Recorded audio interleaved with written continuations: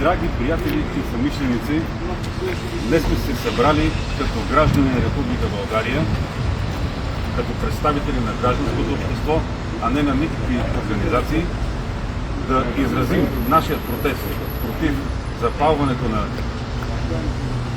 дипломатически автомобили, принадлежащи на българското посолство в Скопие, против разбиването на прозореца на българското посолство в Скопие, но ние не отговаряме по същия начин, като нашите аргументи са следните.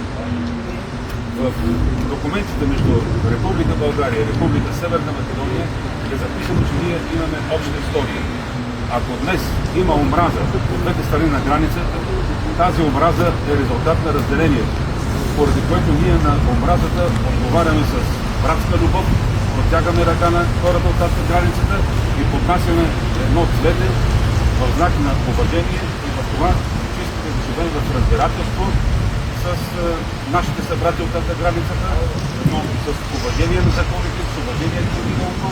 Всички се борим за почитане идентичността на героите, така че най-добрият вариант е да отворим документите от миналото и всеки сам да разбере кой какъв е бил и какво се е борил. Така че на омразата ние отговаряме с любов и съдя. Браво! Също така искаме да покажем нагледно какво е добросъседство, защото паленето на коли и офиси, репресиите, побоя над хора, затварянето на клубове, блокирането на граници, тези неща нямат място в Европейския съюз, това не е правилният път. За това искаме да демонстрираме цивилизованост, добросъседски отношения и нашата любов към хората и обществото от тата границата. За това имаме и едно специално послание към господин Мицкоски.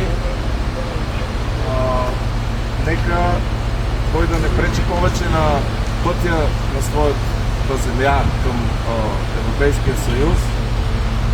Нека се сложи край на омразата и на ината и да изпълнят нужните условия и да предприемат нужните реформи, така че да бъдем заедно в общия европейски дом. Очакваме ви там. Благодаря. Братя македонци, ние сме най-близките ви в Балканите. Искаме от вас едно уважение и добросъседство, за да можем и ние да ви помогнем по пътя към Европа. Обичаме ви и ви уважаваме. Нека да бъде това и от ваша страна. Благодаря ви.